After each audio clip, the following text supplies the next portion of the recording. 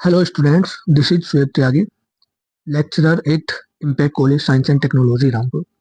Students, I hope आप सब ठीक होंगे, अच्छे से पढ़ाई कर रहे होंगे, क्योंकि आप लोगों के एग्ज़ाम नियर बाय ही हैं। 2-3 तारीख में आपके एग्ज़ाम MJPRU रोहिलखंड यूनिवर्सिटी से के स्टार्ट होने वाले हैं BSc एग्रीकल्चर के लिए। और उसी ब्याह पर BSc एग्रीकल्चर स्टूडेंट्स के रिकमेंडेशन पर हमने एक लेक्चर आपके लिए तैयार किया है डेयरी साइंस का, क्योंकि बहुत से स्टूडेंट्स की क्वेरीज आ रही थी, प्रॉब्लम्स आ रही थी कि सर हिंदी में लेक्चर शूट करिए, हिंदी में कंटेंट हो ऐसा लेक्चर शूट करिए, क्योंकि हिंदी मीडियम के स्टूडेंट्स को डेटा नहीं मिल पाता है कि वो कैसे पढ़े, कहाँ से डेटा उठाए, ये सारी प्रॉब्लम्स उनको आती हैं। तो इसी ब्याह पर हमने ये लेक्चर आपके लिए शूट कर रहे हैं डेयरी साइंस का। ये आपके लिए बहुत इफेक्टिव होगा और इसको सभी स्टूडेंट्स अटेंड कर सकते हैं। जो स्टूडेंट्स एकेडमिक लेवल के लिए इसको देखना चाहते हैं वो एकेडमिक लेवल के लिए देख सकते हैं, और जो कॉम्पिटिटिव एग्जाम के लिए अपने डेयरी साइंस को पढ़ना चाहते हैं वो भी पढ़ सकते हैं, क्योंकि इसमें बहुत इजी लैंग्वेज में हमने आपके लिए टॉपिक को तैयार किया है। एक शॉर्ट टॉपिक है डेयरी साइंस का आपका मिल्क। तो dairy science introductory dairy science subject है वैसे तो ये पूरा, तो इसका हमारा टॉपिक है मिल्क। तो इसका ये पार्ट फर्स्ट है। पार्ट फर्स्ट आज आपके लिए रिकॉर्ड किया जा रहा है, इसके बाद पार्ट सेकंड आएगा। तो आप लगातार मेरे चैनल पर बने रहेंगे और चैनल को सब्सक्राइब कर लेंगे, क्योंकि 1 बाय 1 बैक टू बैक मैं आपके लिए लेक्चर शूट करता रहूंगा और आपको फायदा इनसे मिलता रहेगा। तो स्टूडेंट चलो स्टार्ट करते हैं हम आज का अपना लेक्चर। तो स्टूडेंट्स, जैसे कि आप देख पा रहे होंगे कि हमारा जो टॉपिक मैंने आपको बताया मिल्क, तो इसमें मैंने दोनों फॉर्म में आपको दिया है, हिंदी और इंग्लिश दोनों फॉर्म है। तो स्टूडेंट्स, मिल्क हमारा क्या है? मिल्क को हम एक कंप्लीट फूड भी बोलते हैं, और क्योंकि इसके अंदर जो ह्यूमन बॉडी को एसेंशियल न्यूट्रिएंट, जितने भी जरूरी न्यूट्रिएंट्स होते हैं, जितने भी जरूरी न्यूट्रिएंट्स की नीड होती है, वो सारे हमारे मिल्क में आपको मिलते हैं। तो इसलिए इसीलिए इसको क्या बोला जाता है? कंप्लीट फूड बोला जाता है। और ये हमारे एक मैमल्स, जो हमारे स्तनधारी जंतु होते हैं, उनके स्तनों से निकलने वाला एक तरल पदार्थ है। व्हाइट तरल है, सफेद होता है, और ये मैमल्स के द्वारा ही सेक्रेट किया जाता है आफ्टर द पार्चुरेशन, मतलब ब्यात के बाद, या ब्यात के बाद या बच्चे को जन्म देने के बाद ये दूध हमको प्राप्त होता है गाय, भैंस, बकरी के द्वारा। अब गाय, भैंस, मेजर तो गाय और भैंस, बकरी का दूध ही पिया जाता है। तो स्टूडेंट्स स्टार्ट करते हैं हम। इसमें 2 डेफिनेशन दी हुई है, इंग्लिश और हिंदी में। तो देखो हिंदी में डेफिनेशन हमारी क्या है। हिंदी में है हमारी डेफिनेशन कि दूध एक संपूर्ण, स्वच्छ और ताजा दुग्ध स्त्राव है। दूध क्या है? एक संपूर्ण, स्वच्छ और ताजा दुग्ध स्त्राव है, यानी कि लैक्टल सिक्रेशन है। क्या है? लैक्टल सिक्रेशन है, जो स्वस्थ दुधारू पशुओं जैसे गाय, जैसे हमारा गाय, भैंस, बकरी के पूर्ण दोहन मिल्किंग से प्राप्त होता है। किससे प्राप्त होता है? मिल्किंग से प्राप्त होता है। इसमें किसी भी तरह का मिश्रण या निष्कर्षण नहीं किया गया हो। देखो यहाँ पे जो हमारा ICMR है, उसके according, Indian council of medical research, उसके अकॉर्डिंग, और FSSAI जो फसाई होता है, जो फूड के हमारे फूड की वैल्यू बताता है, उसका लाइसेंस देता है, एक संस्था है, तो food safety standard authority of India. तो ये भी क्या बताती है, इसने दूध को क्या क्या बोला है कि दूध हमारा क्या होना चाहिए? किसी भी तरह का मिश्रण या निष्कर्षण नहीं किया गया हो। मतलब कि मिल्क में वाटर ऐड कर देते हैं कुछ लोग, कुछ और चीजें ऐड कर देते हैं, फैट ऐड कर देते हैं उसके अंदर, वसा की मात्रा बढ़ाने के लिए फैट ऐड कर देते हैं ताकि हमारा जो फैट परसेंटेज है वो बढ़ जाए मिल्क में। लेकिन हम उसको मिल्क कंसिडर नहीं करेंगे, हम उसको मिल्क कंसिडर नहीं करेंगे। मिल्क के अंदर कोई भी प्रकार का मिश्रण या निष्कर्षण हमारा नहीं होना चाहिए। ठीक है, ये यहाँ पे आप देख सकते हो। और यह है हमारा कोलेस्ट्रम, और यह हमारा कोलेस्ट्रम खीस के बाद शुरुआती दिनों में गाढ़ा दूध होता है। क्या होता है? जो हमारा कोलेस्ट्रम होता है ना, कोलेस्ट्रम हमारा खीस को बोलते हैं। और ये बच्चे के जन्म के बाद में, गाय भैंस के बच्चे के जन्म के बाद में, आफ्टर द पार्चुरेशन या आफ्टर द काल्विंग, बच्चे के जन्म के बाद ये 3 से 5 दिन तक हमारी जो गाय भैंसें होती हैं वो इस टाइप का मिल्क सेक्रेट करती हैं जिसको हम खीस कहते हैं। ठीक है, क्या कहते हैं? खीस कहते हैं। ये फर्स्ट मिल्क होता है एनिमल का, फर्स्ट मिल्क होता है आफ्टर द काल्विंग। तो मतलब इस 3 से 5 दिन के बाद जो हमारे एनिमल जिस मिल्क को सेक्रेट करेंगे, जिस मिल्क को वो देंगे, उसको हम दूध बोलते हैं। इससे पहले दूध नहीं बोला जाता, उसको बोला जाता है खीस। तो ये क्या होता है? ब्याने के शुरुआती दिनों का गाढ़ा दूध से मुक्त हो। दूध एक प्राकृतिक पौष्टिक एवं तरल आहार है। क्या? एक प्राकृतिक पौष्टिक और तरल आहार है। यह स्वस्थ मादा पशुओं जैसे गाय, भैंस, बकरी के थनों, स्तन ग्रंथियों से बच्चे के जन्म के बाद प्राप्त होता है। बच्चे के जन्म के बाद क्या होता है? प्राप्त होता है आफ्टर द काल्विंग, बच्चे जन्म के बाद। तो नेक्स्ट पॉइंट यहाँ पे लिखा हुआ है, देखो। बच्चे के जन्म के बाद पहले कुछ दिनों में निकलने वाले पीले गाढ़े दूध को क्या कहते हैं? कोलेस्ट्रम को साधारण दूध नहीं कहा जाता। जो पहले दिनों में जो दूध हमारी गाय भैंसे देती है उसको कोलेस्ट्रम कहते हैं, खीस कहते हैं, और उसको साधारण दूध नहीं कहा जाता। अब आप यहाँ पे देखिए, इंग्लिश में भी डेफिनेशन यहाँ पे दी हुई है। Milk is a whole fresh clean lacteal secretion obtain by complete milking of one or more healthy milk. मतलब हमारे एक से ज्यादा दुधारू पशुओं, स्वस्थ दुधारू पशुओं के द्वारा एक क्लीन फ्रेश लैक्टल सेक्रेशन, ठीक है, लैक्टन सेक्रेशन जो हमको मिलता है उसको हम क्या कहते हैं? मिल्क कहते हैं। तो milk is a natural clean and nutritional liquid food. ये हमारा क्या है? एक नेचुरल और क्लीन न्यूट्रिशनल लिक्विड फूड है, क्योंकि इसको हमने कंप्लीट फूड भी कहा है इसी वजह से। तो देखो नेक्स्ट लाइन क्या कह रही है हमारी। It is obtain from the mammary glands. Mammary glands जो स्तन होते हैं, जो थन होते हैं, ठीक है। अडर उस पूरे पोर्शन को बोला जाता है जो जिसमें 4 थन जुड़े हुए होते हैं गाय के, भैंस के। वो पूरा अडर होता है जिसमें दूध आप देखते होगे। उसको हमारे यहाँ तो बाघ बोलते हैं, लेकिन अडर मतलब तीज एक होता है, तीज थनों को बोलते हैं, और जो पूरा पोर्शन होता है उसको बोलते हैं अडर, ठीक है। तो udder of healthy female mammal, किसके?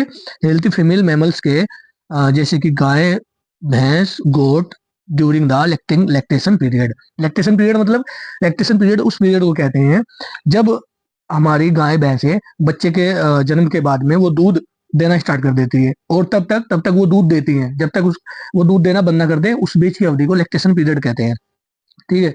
मतलब आफ्टर द काल्विंग जो हमारी स्टेज स्टार्ट होती है, बच्चे जन्म के बाद दूध दूध का स्त्राव स्टार्ट हो जाता है एनिमलों में, और जब तक वो दूध देना बंद ना कर दे, या नेक्स्ट प्रेगनेंसी तक, और नेक्स्ट प्रेगनेंसी के बाद तक भी हम दूध को निकालते रहते हैं वैसे तो जब तक वो दूध देना बंद ना कर दे। और ये मैं आपको एक इन्फॉर्मेशन दूंगा कि आप लोग क्या करते हो कि एनिमल के प्रेग्नेंट होने के बाद तक भी आप दूध को सेक्रेट करते रहते हो, लेकिन आपको कम से कम नेक्स्ट बार बच्चे के जन्म के जो नेक्स्ट बच्चे की बर्थिंग होने वाली है उससे 2 से 2.5 महीने पहले आपको एनिमल का दूध को सेक्रेट करना बंद कर देना है, उसको निकालना बंद कर देना है, ठीक है। वरना उसकी बॉडी में कैल्शियम की कमी हो जाएगी, और पहली बात तो वो दूध पीने लायक होता नहीं, उसके अंदर एक अजीब सी स्मेल आती है, और वो हेल्थी भी नहीं होता है। कभी कभी उसके अंदर ब्लड भी आ जाता है, तो वो वैसे भी हमारा एक हेल्थी लिक्विड नहीं होता है, दूध वो हेल्थी नहीं होता है, तो वैसे भी हमारे किसी काम का नहीं है, तो हम उसको निकालना बंद ही कर दें, ताकि हम वो हमारे एनिमल के बॉडी में लग सके और उसके अंदर जो कैल्शियम है उसकी पूर्ति हो सके, ठीक है। क्योंकि उस टाइम पे अगर हम निकालेंगे तो बर्थिंग में प्रॉब्लम हो सकती है। जो बच्चा है, आप जो बच्चा पैदा होने वाला है एनिमल का, वो बच्चा हमारा क्या हो सकता है? स्वस्थ नहीं हो सकता है, और उसकी एनिमल की बॉडी में गिरावट आ सकती है, ठीक है। तो इसको हम बोलते हैं लैक्टेशन पीरियड, जो दूध दूध देने की अवधि है उसको लैक्टेशन पीरियड बोलते हैं। अब नेक्स्ट पॉइंट क्या है यहाँ पे हमारा? The yellow thick milk produce during the first 2 to 3 days। देखो यहाँ पे क्या लिखा हुआ है, यहाँ पे एक खीस की बात की गई है कि जो हमारा फर्स्ट मिल्क होता है 2 से 3 दिन में जो हम निकाल लेते हैं आफ्टर द बर्थ, उसको हम क्या कहते हैं? कोलेस्ट्रम कहते हैं। It is not consider normal milk, इसको हम नॉर्मल मिल्क कंसिडर नहीं करते, ये हमारा नॉर्मल मिल्क नहीं होता है। तो स्टूडेंट्स नेक्स्ट चलते हैं, ये आ गया हमारा नेक्स्ट। तो स्टूडेंट देखो, दूध का निर्माण, नेक्स्ट पॉइंट है दूध का निर्माण। तो दूध का निर्माण हमारे कहाँ पे होता है? देखिए यहाँ पे लिखा हुआ है, दूध का निर्माण पशु की स्तन ग्रंथियों में होता है। जो स्तन ग्रंथियां होती है उनमें होता है, जो मेमरी ग्लैंड्स होती हैं। स्तन ग्रंथियों के अंदर छोटी छोटी थैलियां होती हैं, जिन्हें जिन्हें एल्वियोली कहते हैं। एल्वियोली बताऊंगा ग्रंथि क्या होती है, आगे एक डायग्राम है आपके लिए। एल्वियोली कहते हैं। रक्त द्वारा पोषक तत्व एल्वियोली तक पहुंचते हैं, और वही दूध बनता है। ठीक है, रक्त द्वारा पोषक तत्व एल्वियोली तक पहुंचते हैं और उससे क्या बनता है, दूध बनता है। दूध के निर्माण से जुड़े हार्मोन कौन से हैं हमारे, प्रोलैक्टिन। प्रोलैक्टिन दूध के निर्माण से जुड़े हार्मोन है जिससे दूध के निर्माण में सहायक होता है। और ऑक्सीटोसिन दूध को बाहर निकालने में सहायक होता है। और एक होता है हमारा कैसीन। कैसीन से हमारा दूध जो आपको व्हाइट दिखता है ना, सफेद सफेद, वो कैसीन की वजह से होता है। ठीक है, इंग्लिश में देख लो तो milk is a form form in the mammary glands of animal. ठीक है, inside the mammary gland there are very small sac like structure है किसका, एल्वियोली। तो किससे बनता है ये, मेमरी ग्लैंड में बनता है। और किसके बनता है, इनसाइड दी मेमरी ग्लैंड, मतलब मेमरी ग्लैंड के अंदर बनता है। और इसमें एक बहुत स्मॉल स्ट्रक्चर होता है जिसको हम कहते हैं एल्वियोली। ठीक है, nutrient from blood reach the alveoli, nutrient blood से एल्वियोली में जाते हैं। और वेयर इज मिल्क फॉर्म, और यहाँ पे हमारा क्या बनता है, मिल्क फॉर्म होता है। ठीक है, देखो यहाँ पे दो हार्मोन है, hormone involve in the milk production, same to same prolactin और ऑक्सीटोसिन। ठीक है, हिंदी और इंग्लिश वाले दोनों इसको अच्छे से पढ़ सकते हैं। ठीक है, चलते हैं हम नेक्स्ट। तो स्टूडेंट्स ये देखिए यहाँ पे एक डायग्राम है, एनाटोमी ऑफ अडर। ये हमारी अडर की एनाटोमी है, उसका डायग्राम है। जो हमारा ये पूरा पोर्शन जो है ना, ये पूरा पोर्शन ये हमारा क्या है, अडर है। इनको हम कहते हैं टीज, ये थन होते हैं, थन। ठीक है, और इसके पूरा एनाटोमी दिखाया गया है। ये हमारी जो मैं बता रहा था आपको, एल्वियोली है, ये ग्रंथि है एल्वियोली। ठीक है, और यहाँ पे आप देख सकते हो उसको हम कहते हैं कंटेनिंग, ये एल्वियोली का पूरा पोर्शन हो गया। और ये हमारा कंजक्टिव टिश्यू हो गया, इसके कंजक्टिव जो जुड़े हुए टिश्यू होते हैं वो हो गया। और ये हमारा, इसको हम बोलते हैं जो आरआई होता है हमारा मेजर डक्ट। ठीक है, तो ये हमारा एक एनाटोमी है अडर की, इसको हम बोलते हैं लूब। ये जो ऊपर दिख रहा है, ये जो पोर्शन है इसको हम बोलते हैं लूब। ठीक है, और देखो यहाँ पे लिखा हुआ है, ये होती है हमारी ये वाला पोर्शन, ये होता है हमारा ग्लैंड सिस्टर्न। ये हमारा ग्लैंड होता है। ठीक है, क्या होता है, ग्लैंड होता है, ग्रंथि होता है, जिससे इन वेन्स, इन नसों के द्वारा यहाँ पे हमारा क्या आएगा, इसके अंदर दूध बनेगा। और फिर इस टीज की मदद से इन नसों के द्वारा वो कहाँ आएगा, टीज में आएगा, और फिर हम उसको निकाल लेंगे। ठीक है, इसको ये यहाँ पे जो टीज का ये वाला पोर्शन है इसको हम बोलते हैं टीथ सिस्टर्न। इसको क्या बोलते हैं, टीथ सिस्टर्न बोलते हैं। और ये हमारा होता है टीथ मेटस। ठीक है, ये वाला पोर्शन टीथ मेटस, जो छिद्र होते हैं। ठीक है, तो ये एनाटोमी है अडर की, आप इसको समझ सकते हो अच्छे से। तो स्टूडेंट्स आई होप आपको ये लेक्चर समझ में आ रहा होगा। तो चलते हैं हम नेक्स्ट स्लाइड पे। तो देखो स्टूडेंट्स, यहाँ पे कंपोजिशन दिया हुआ है इसका, क्या है, ये कंपोजिशन है। तो भैंस के दूध की संरचना दी हुई है, तो देखते हैं भैंस के दूध में क्या क्या होता है। देखो घटक है, एक घटक की मात्रा प्रतिशत में दी हुई है। तो जल की अगर हम बात करें तो लगभग हमारे जो भैंस के दूध में लगभग 82 से 84% तक आपको वाटर देखने को मिलेगा। ठीक है, ये ये हमारा अलग अलग ब्रीड टू ब्रीड वेरी कर सकता है। ठीक है, अलग अलग हो सकता है, क्योंकि किसी किसी भैंस के अंदर वाटर पोर्शन ज्यादा होता है, किसी के अंदर फैट परसेंटेज ज्यादा होता है, मतलब गाढ़ा दूध होता है, किसी का पतला दूध होता है। ठीक है, किसी के अंदर फैट परसेंटेज ज्यादा होती है। और दूसरा ये किस पर डिपेंड करता है, हमारे फीडिंग मैनेजमेंट पे, वाटर हमारा। और किस पे डिपेंड करता है, फीडिंग मैनेजमेंट पे भी डिपेंड करता है। जैसा आप फीड दोगे, अगर आप ग्रीन ग्रीन फीडिंग के साथ साथ में आप ड्राई फीडिंग भी आप दे रहे हो, या न्यूट्रिशनेबल फीडिंग दे रहे हो एनिमल को। ड्राई फीडिंग मतलब जो भी आप उसको सूखा चारा देते हो, सूखे चारे में कौन कौन सा हमारा खल आ जाएगा, चने की चूरी आ जाएगी, बिनोले आ जाएंगे। ठीक है, तो ये जितने भी हमारी देते हैं हम, उसके अंदर हमारा चने भी आ सकते हैं, अनाज भी दे देते हैं हम, कभी कभी गेहूं। तो ये सारे हमारे क्या हो गए, ये ड्राई फीडिंग हो गए। और हरा चारा तो हमारा होता है, अगर हम हरे चारे के साथ में ड्राई फीडिंग भी दे रहे हैं तो उससे भी हमारा chemical sorry milk composition differ हो सकता है। ये एवरेज दिया हुआ है 82 से 84%। तो वसा की बात करें तो वसा हमारे भैंस के दूध में 6 से 8% होती है फैट। प्रोटीन की बात करें, ये भी डिफर करता है हमारे फीडिंग मैनेजमेंट पे, और ब्रीड टू ब्रीड भी डिफर करता है। ठीक है, प्रोटीन की बात करें तो प्रोटीन 3.8 से 4.5% होता है। फिर अगर हम बात करें लैक्टोज की, तो लैक्टोज 4.5 से 5.0 होता है। ठीक है, अब यहाँ पे खनिज खनिज भी, मिनरल्स भी इसके अंदर मिलते हैं, 0.7 से 0.8% मिनरल्स इसके अंदर देखने को मिलते हैं। अब देखो यहाँ पे टोटल सॉलिड। ठीक है, सॉलिड का मतलब देखो इसमें क्या आता है, वाटर कंटेंट को छोड़कर, इसके अंदर फैट परसेंटेज होता है, प्रोटीन होता है। ठीक है, तो ये हमारे क्या हो जाएगा, टोटल सॉलिड हो जाएगा। तो टोटल सॉलिड वाटर को छोड़कर इसके अंदर 16 से 18% होता है।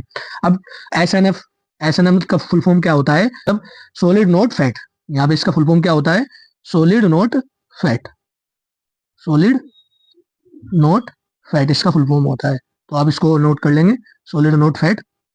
तो एसएनएफ का फुल फॉर्म यानी कि ऐसी मतलब ऐसा हमारे एनिमल के दूध के अंदर एक ऐसे न्यूट्रिएंट जो सॉलिड तो है लेकिन उसके अंदर फैट नहीं है, समझ रहे हो भाई? उसके अंदर क्या क्या है, विटामिन हैं, ठीक है, उसके अंदर मिनरल्स हैं, उसके अंदर प्रोटीन है, लेकिन फैट नहीं है। तो ऐसे सॉलिड को हम, ऐसे दूध के अंदर ऐसे सॉलिड को हम क्या बोलते हैं, एसएनएफ बोलते हैं। तो एसएनएफ कितना होता है, 9.1 से 10% होता है। तो गाय के दूध का भी यहाँ पे आप देख लो, गाय का दूध का भी संरचना दी हुई है। तो जल की बात करें तो गाय के दूध में जल तो हमारा ज्यादा होता ही है, 87% है, वसा हमारा 4% है, ठीक है। प्रोटीन प्रोटीन कम होता है कंपैरिजन टू हमारा बुफेलो मिल्क से कंपैरिजन करें, कंपेयर टू बुफेलो मिल्क, तो इसके अंदर प्रोटीन 3.3% होता है। अब यहाँ पे आप देख लो लैक्टोज, लैक्टोज के इसके अंदर कितना होता है, 4.8% होता है। खनिज 0.7% होते हैं, खनिज भी यहाँ पे डिफर देखने को मिलेंगे तुम्हें, ठीक है। 0.8 तक है, इसके अंदर 0.7% मैक्सिमम होते हैं। तो स्टूडेंट्स आई होप ये चीजों को आप समझ पा रहे होंगे। तो स्टूडेंट नेक्स्ट स्लाइड पे हम चलते हैं।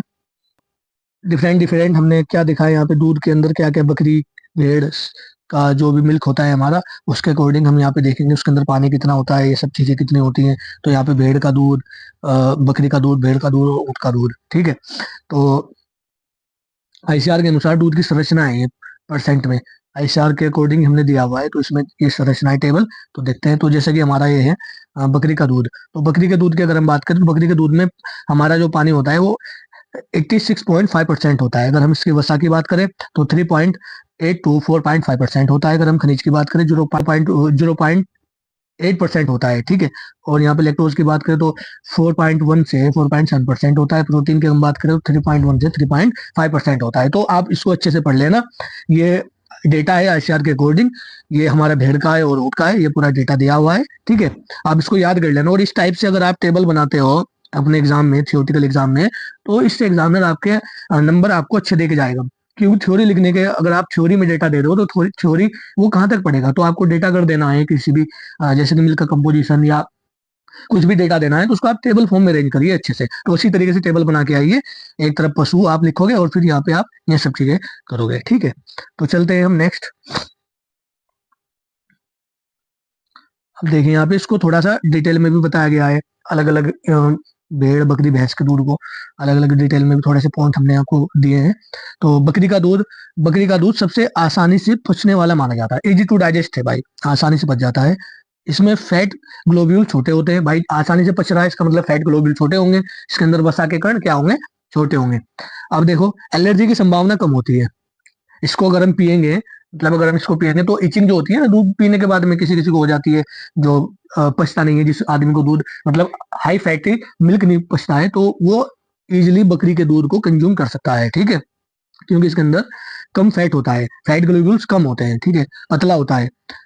काउ मिल्क की तुलना में बकरी का दूध में बी कैसीन, बीटा कैसीन अधिक और हमारा कैसीन कम होता है, ठीक है। बीटा कैसीन और एटा कैसीन हमारा क्या होता है, कम होता है।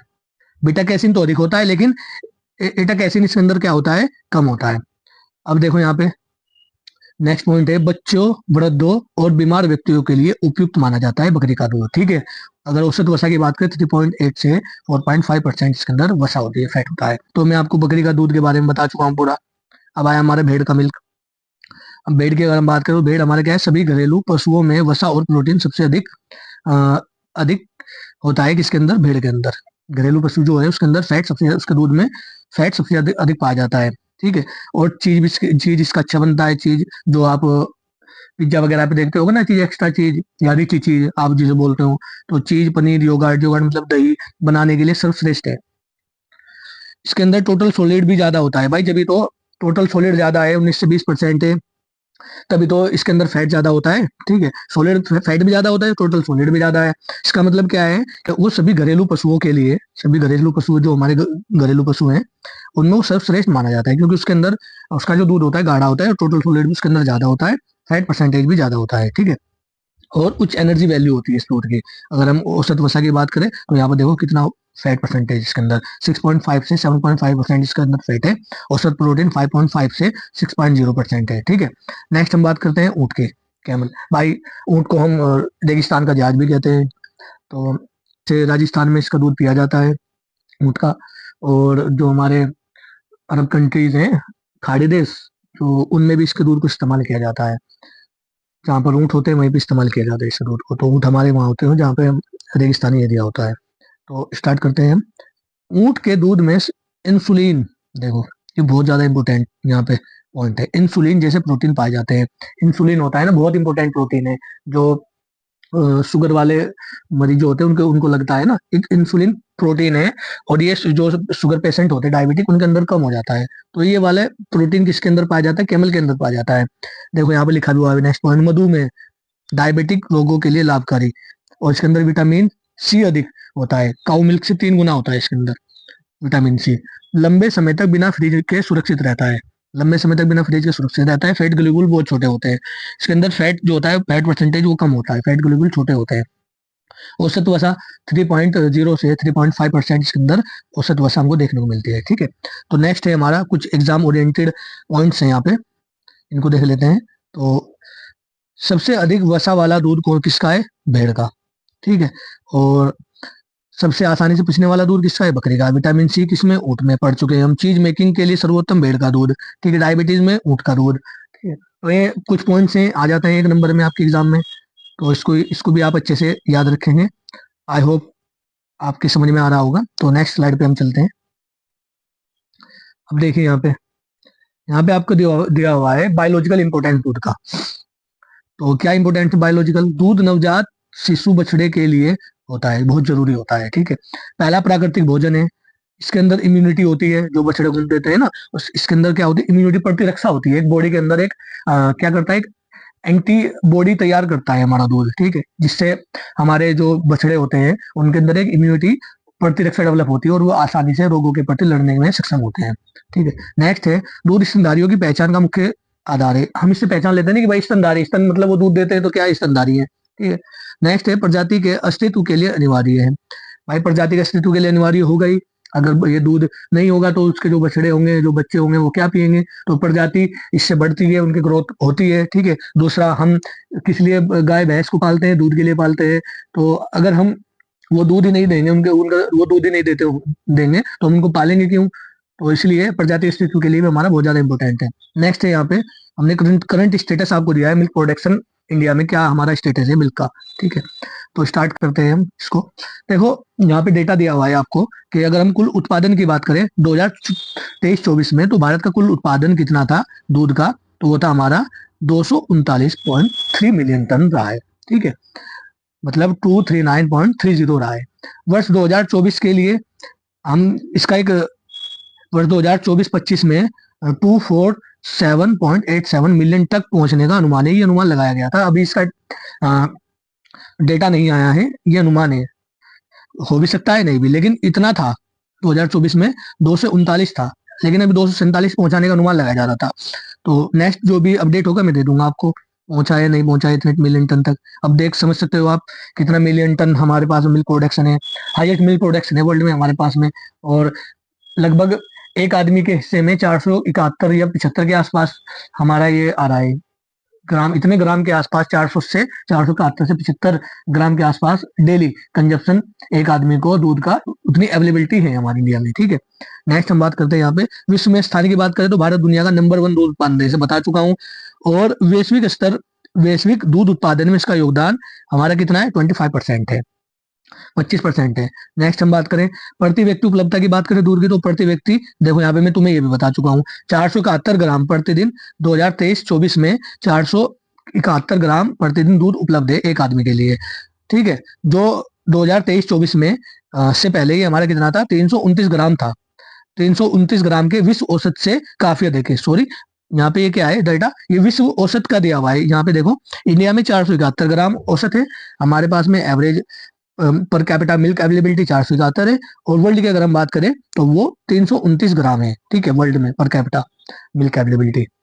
नेक्स्ट हम बात करें नस्ल योगदान के, नस्ल योगदान हम कितना है हमारे गाय का, भैंस का, नस्लों में की बात करें तो कुल उत्पादन में गायों का योगदान कितना है? 53.12% है, मतलब 53.12% हमारा गायों का योगदान है। अगर भैंसों की बात करें तो भैंसों का योगदान हमारा 43.62% है। अब पहले हमारा जो दूध सबसे ज्यादा भैंसों से, वैसे तो भैंसों से दूध सबसे ज्यादा प्राप्त होता है, लेकिन हम संख्या की बात करें तो संख्या के हिसाब से हमारा, क्योंकि देखो बात क्या है यहाँ पे कि हमारा जो गाय का दूध है ना, उसको इंडियंस ज्यादा पसंद नहीं करते हैं पीना, वो भैंस का दूध ज्यादा पसंद करते हैं। तो भैंस का दूध का कंजप्शन हमारे इंडिया में ज्यादा है, और जो गाय का दूध है उसके उसका कंजप्शन फॉरेन में ज्यादा है। फॉरेन में गाय ज्यादा पाली जाती है, जो वेस्टर्न कंट्रीज है, हमारे अमेरिका, न्यूजीलैंड वगैरह, ऑस्ट्रेलिया, इन कंट्रीज में, इंग्लिश कंट्रीज में पाली जाती है। हमारे यहाँ भैंसें ज्यादा पाली जाती है और भैंसों के दूध का कंजप्शन भी ज्यादा है, तो हम मैक्सिमम दूध कंज्यूम कर लेते हैं। कुछ दूध होता है जो हम एक्सपोर्ट कर लेते हैं, गाय का दूध कंज्यूम कम होता है यहाँ पे, तो वो ज्यादातर एक्सपोर्ट होता है, उसकी वैल्यू भी हमको अच्छी मिलती है। तो इसलिए इसका योगदान 53.12% है और इसका 43.62% है। तो अब हम बात करें अब नेक्स्ट पॉइंट की, तो एक्जोटिक क्रॉस गायों के उत्पादन में, एक्जोटिक जो हमारी क्रॉस गाय हैं जो विदेश से हम इंपोर्ट करते हैं, या एक्जोटिक ब्रीड्स हैं, हमारी इंडियन ब्रीड्स नहीं है, तो उनके उत्पादन में 8% की वृद्धि दर्ज की गई है। मतलब इंडिया में हमारी एक्जोटिक ब्रीड्स भी हैं, जिनको हमने अपने यहाँ की देसी ब्रीड को इम्प्रूव करने के लिए, उनकी मिल्क क्वालिटी को इम्प्रूव करने के लिए, उनकी जेनेटिक क्वालिटी को इम्प्रूव करने के लिए हमने उनका क्रॉस कराया है, हमने अपने इंडिजिनस एनिमल से। तो इंडिजिनस एनिमल से हमने क्रॉस कराया, तो वो हमारी क्या हो गई, एक्सोटिक क्रॉस, एक्सोटिक ब्रीड्स हो गई या क्रॉस ब्रीड हो गई, ठीक है। नेक्स्ट हम बात करते हैं सिर्फ उत्पादन राज्य कौन कौन से, सबसे ज्यादा उत्पादन राज्य कौन कौन से, तो सबसे ज्यादा उत्तर प्रदेश 16% के आसपास कंट्रीब्यूशन है इसका। उसके बाद राजस्थान, मध्य प्रदेश, गुजरात और महाराष्ट्र स्थान आता है। तो ये डेटा है, बहुत इंपॉर्टेंट डेटा है, आपको एग्जाम में इस डेटे को लिखना है, ठीक है। तो चलते हैं हम नेक्स्ट, ये क्लासिफिकेशन है मिल्क का, तो जल्दी जल्दी इसको करते हैं क्योंकि लेक्चर लंबा हो रहा है। आप देखो ये किसके अकॉर्डिंग, फैट और एसएनएफ के अकॉर्डिंग, मतलब सॉलिड नोट फैट जो मैं बताया था तुम्हें, उसके अकॉर्डिंग और फैट परसेंटेज के अकॉर्डिंग है क्लासिफिकेशन ऑफ मिल्क। तो देखते हैं, दूध का प्रकार दिया हुआ है और इसका फैट परसेंटेज दिया हुआ है, एसएनएफ दिया हुआ है और मुख्य इसकी विवरण दिया हुआ है यहाँ पे। तो एक है हमारा फुल क्रीम मिल्क, तो फुल क्रीम मिल्क के अंदर कम से कम 6% फैट होता है, इसके अंदर 9% एसएनएफ होता है, मतलब फैट को छोड़कर जितना भी सॉलिड है, सॉलिड नोट फैट, वो 9% होता है। इसमें वसा की मात्रा सबसे अधिक होती है, ठीक है। फुल क्रीम मिल्क भाई, फुल क्रीम में तो फैट परसेंटेज ज्यादा तो वसा ज्यादा होगी बेसिकली। यहाँ पे है स्टैंडर्डाइज मिल्क, ये मिल्क के हमारे क्या है प्रकार है। स्टैंडर्डाइज मिल्क वो मिल्क होता है जिसके अंदर हम विटामिन को ऐड करते, एडिशनली न्यूट्रिएंट उसकी वैल्यू उसकी बढ़ाते हैं, जो उसकी न्यूट्रिएंट वैल्यू है उसको हम बढ़ाते हैं, ठीक है। इसको एक जैसे कि फुल क्रीम मिल्क बनाना है तो फुल क्रीम मिल्क के अंदर हम नॉर्मल मिल्क में फैट ऐड कर देंगे, या हमें टोन मिल्क बनाना है तो उसके अंदर से फैट निकाल देंगे। तो ऐसे मिल्क को स्टैंडर्ड के अकॉर्डिंग बनाते हैं, जो भी टाइप है हमारे मिल्क का उसके अकॉर्डिंग बनाते हैं, तो इस टाइप के मिल्क को स्टैंडर्ड मिल्क बोलते हैं, ठीक है। तो इसके अंदर स्टैंडर्डाइज मिल्क के अंदर फैट हमारा क्या होता है, 4.5 होता है और एसएनएफ 8.5 होता है, ठीक है। ये मिनिमम होता है, यहाँ पे न्यूनतम दिया हुआ है, ठीक है। अगर हम बात करें, गाय और भैंस के दूध को निश्चित अनुपात में मिलाकर तैयार किया जाता है। बताया था मैं तुम्हें कि स्टैंडर्डाइज मिल्क क्या है, गाय और भैंस के दूध को मिला के तैयार किया जाता है, और उसमें हम बाहर से भी हम इसके अंदर न्यूट्रिएंट ऐड करते हैं, ठीक है। फिर देखो ये टोन मिल्क के अंदर फैट परसेंटेज कम होता है, ठीक है। तो यहाँ पे देखो कितना 3.0 है और एसएनएफ ज्यादा है इसके अंदर, फैट को छोड़ के एसएनएफ अच्छा है, अच्छा खासा है इसके अंदर, ठीक है। फैट निकाल दिया गया लेकिन सोलिड नोट फैट इसके अंदर ज्यादा है। भैंस के दूध में पानी और स्किम दूध पाउडर मिलाकर बनाया जाता है, ठीक है। नेक्स्ट यहाँ पे बात करें डबल टोन की, तो डबल टोन के अंदर फैट 1.5% होता है, ये 9% है यहाँ पे। तो डबल टोन के अंदर फैट परसेंटेज को और कम कर दिया जाता है, ठीक है। ये ज्यादातर जो हमारे बेबी होते हैं, बच्चे होते हैं, तो उनको पिलाने के लिए ये दूध इफेक्टिव होता है, ठीक है। Tone milk, double tone milk, और दूसरा जो हमारे एथलीट्स होते हैं ना, जो जिम वगैरह करते हैं या रनिंग करते हैं, तो उनको फैट परसेंटेज की इतनी आवश्यकता है, प्रोटीन की ज्यादा होती है, तो वो भी हमारे tone milk, double tone milk को ही कंज्यूम करते हैं, क्योंकि ये इजी डाइजेस्टेबल होता है, प्रोटीन के अंदर अच्छी खासा होता है, ठीक है। यहाँ पे देखा लिखा है इसके अंदर फैट कम है, लेकिन एसएनएफ तो फिर काफी अधिक है इसके अंदर, ठीक है। फुल क्रीम के जितना एसएनएफ है यहाँ पे, ठीक है। तो यह कम कैलोरी वाला दूध होता है, क्योंकि इसके अंदर कम कैलोरी होती है, और इसको वो आदमी पीते हैं जो मोटे होते हैं, ठीक है। जिनके अंदर जो फैटी आदमी होते हैं, जो वजन ज्यादा होता है, तो वो भी इस दूध को कंज्यूम करते हैं, ताकि उसके अंदर ऑलरेडी फैट ना ऐड हो, ठीक है। पहले से ही फैट है और ऐड मत हो उनके शरीर में। तो कम कैलोरी वाला दूध है जिसमें वसा बहुत कम होती है। स्किम्ड मिल्क, ये इससे भी पतला मिल्क है हमारे, इसके अंदर तो फैट बहुत कम है, यहाँ पे देख सकते हो। तो 0.5% है, अधिकतम है इतना, इससे कम होता है। तो 8.7 इसके अंदर हमारा एसएनएफ होता है, 8.7 से 9.0। तो यहाँ तो भाई देख लो फैट बिल्कुल खत्म ही है। क्रीम निकालने के बाद बचा हुआ दूध होता है भाई, ये क्रीम निकाल देते, फैट को बिल्कुल खत्म कर देते हैं। अब यहाँ पे देखो मिश्रित दूध, तो मिश्रित दूध मिक्स करके बनाया जाता है गाय भैंस की, तो इसके अंदर 4.5% फैट है, 8.5% एसएनएफ है, और विभिन्न दुधारू पशुओं के दूध का मिश्रण होता है ये, ठीक है। तो ये टेबल बहुत ज्यादा इंपॉर्टेंट है, और ये क्लासिफिकेशन है दूध का, किसके अकॉर्डिंग, फैट और एसएनएफ के स्टैंडर्ड के अकॉर्डिंग, ठीक है। तो आई होप ये चीजें आपको समझ में आ रही होंगी, इसका आप स्क्रीन शॉट भी ले सकते हो और नोट कर सकते हो। नेक्स्ट चले। हाँ यहाँ पे देखो, तो दूध का यहाँ पे भी वर्गीकरण दिया हुआ है प्रोसेसिंग के अकॉर्डिंग, जो हमारा प्रसंस्करण होता है प्रोसेसिंग के अकॉर्डिंग दिया हुआ है। तो देखो यहाँ पे कच्चा दूध होता है, कच्चा दूध वो होता है जो रॉ मटेरियल हमें गाय भैंस से प्राप्त होता है, रॉ मिल्क, ठीक है। यह वह दूध है जो थन से निकलने के बाद किसी भी प्रकार की उष्मा, इसमें कोई भी ट्रीटमेंट नहीं होता है या प्रसंस्करण नहीं किया हुआ, सीधे पशु से प्राप्त होता है, बिल्कुल सही बात है। पास्चुराइज मिल्क, इसको इसमें हम हीट देते हैं, गर्म करते हैं, इसको पास्चुराइज मिल्क कहलाता है, क्योंकि इसकी सेल्फ लाइफ बढ़ जाती है। गर्म करने से माइक्रोबियल एक्टिविटी इसके अंदर कम हो जाती है, सूक्ष्म जीव मर जाते हैं गर्म करने की वजह से। तो सेल्फ लाइफ बढ़ाने के लिए हम इसको क्या करते हैं, पास्चुराइज करते हैं। तो दो प्रकार के होते हैं ये, एक तो टेम्परेचर फॉर शॉर्ट टाइम, और एलटी, एलटी की फुल फॉर्म में long temperature for long time, LT long temperature for long time, ठीक है। दो मेथड होते हैं पास्चुराइज के, आगे जब हम मिल्क प्रोसेसिंग पढ़ेंगे तो उसमें डिटेल में बता दूंगा, टेंशन लेने की बात नहीं है, ठीक है। तो पास्चुराइज मिल्क यह दूध का सबसे आम रूप है जो बाजार में मिलता है, बाजार में जो थैली वाला दूध होता है ना, वो पास्चुराइज मिल्क होता है। तो प्रक्रिया, दूध को हानिकारक जीवाणु को मारने के लिए, यहाँ पर देखो 63 डिग्री सेल्सियस 30 मिनट, ये 63 डिग्री सेल्सियस हमारा एलटी मेथड में किया जाता है, ठीक है। या 71.5 15 सेकंड के लिए, ये एसटी मेथड है, यहाँ पे देखो। तो इसको गर्म किया जाता है, और तुरंत भी 10 सेकंड, तुरंत इसको हम 10 डिग्री सेल्सियस पे क्या करते हैं, ठंडा करते हैं, गर्म करने के बाद ठंडा करते हैं। अब यहाँ पे देखो स्टैंडर्डाइज मिल्क, ये भी हमारा प्रोसेसिंग के आधार पर मिल्क का क्लासिफिकेशन है। तो इस दूध में फैट, वसा, एसएनएफ की मात्रा मशीनों के माध्यम से एक निश्चित स्तर पर समायोजित की जाती है, मतलब मिलाई जाती है। अगर हम स्टैंडर्ड की बात करें, स्टैंडर्ड मिल्क का क्या स्टैंडर्ड है, तो 4.5% मिल्क, सॉरी, फैट होता है, और एसएनएफ के अंदर 8.5% होता है। तो चलते हैं हम नेक्स्ट। आई होप चीजें आपको समझ में आ रही होंगी। पशुओं के आधार पर संरचना क्या है, ये क्लासिफिकेशन हम पढ़ रहे हैं। तो गाय के दूध की अगर हम बात करें, तो गाय के दूध हम देख सकते हैं, गाय के दूध में 3.5% 3.2% फैट होता है, 3.2 से 4% फैट होता है, और 8.3 से 8.5% के अंदर एसएनएफ होता है। भैंस के दूध की बात करें तो यहाँ पे 6% वसा और 9% इसके अंदर एसएनएफ होता है। बकरी और भेड़ के दूध की बात करें तो यहाँ पे देख सकते हैं आप, बकरी और भेड़ का दूध पतला होता है, तो उसके अंदर हमारा क्या है, फैट भी थोड़ा कम है, तो 3.0 से 3.5% एवरेज फैट होता है, और एसएनएफ यहाँ पे ज्यादा होता है, 8 से 9% एसएनएफ होता है। अब देखो यहाँ पे प्रोसेसिंग मेथड है, यहाँ पे हम देख रहे हैं प्रोसेसिंग मेथड के आधार पर हमारे मिल्क कितने प्रकार के हैं। तो दूध की सेल्फ लाइफ बढ़ाने के लिए हम तकनीक अपनाते हैं बेसिकली।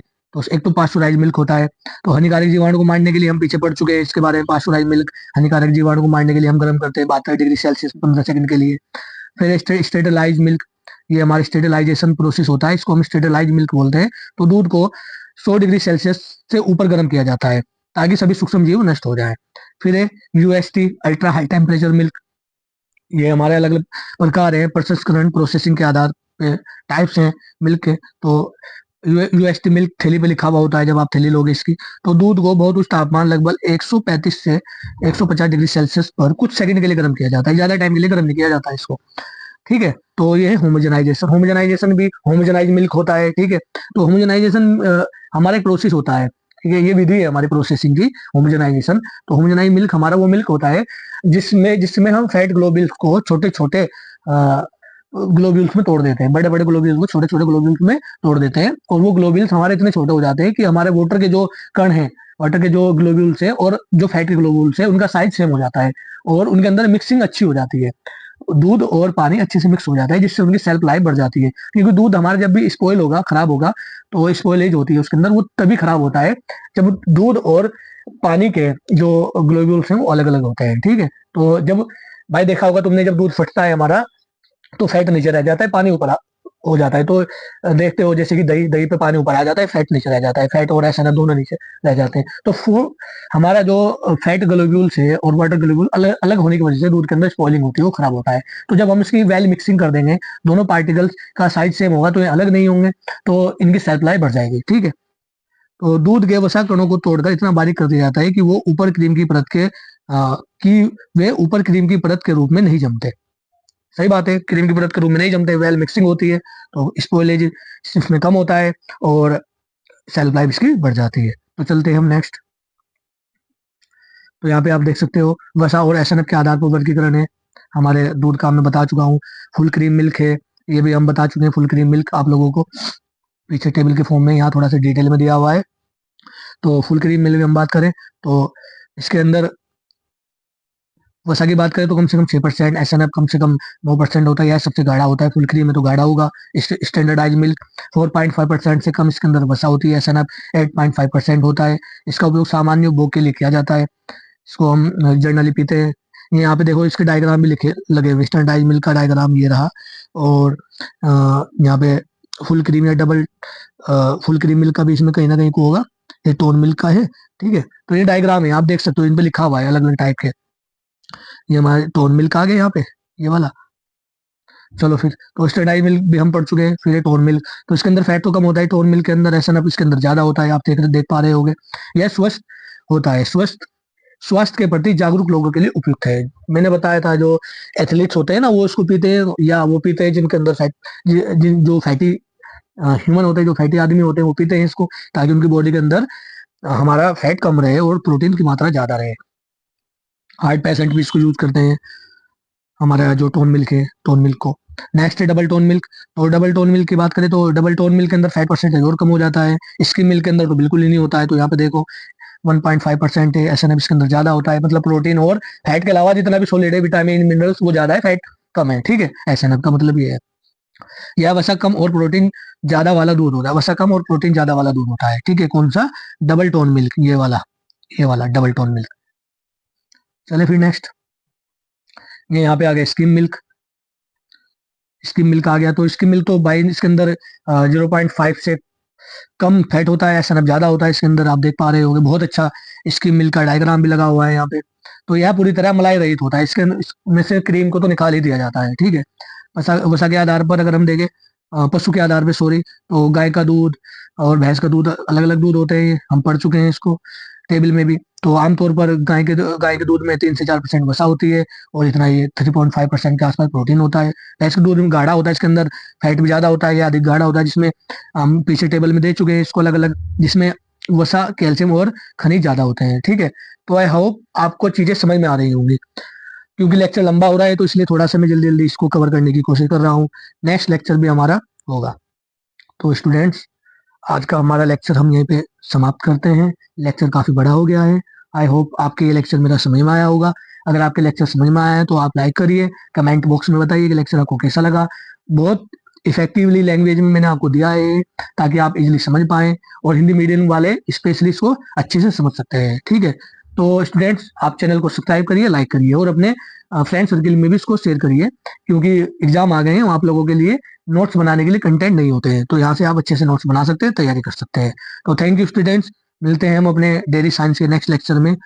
आप नेक्स्ट लेक्चर भी हम लेके आएंगे, कुछ मेथड प्रोसेसिंग के उसमें होंगे। माइक्रो ऑर्गेनिज्म के बारे में, हम मिल्क के माइक्रो ऑर्गेनिज्म जो होते हैं उनके बारे में हम लेक्चर बनाएंगे। तो इम्पोर्टेंट टॉपिक हम इसमें मिल्क में डिस्कस करेंगे सब चीजें। तो स्टूडेंट, थैंक यू, मिलते हैं नेक्स्ट लेक्चर में।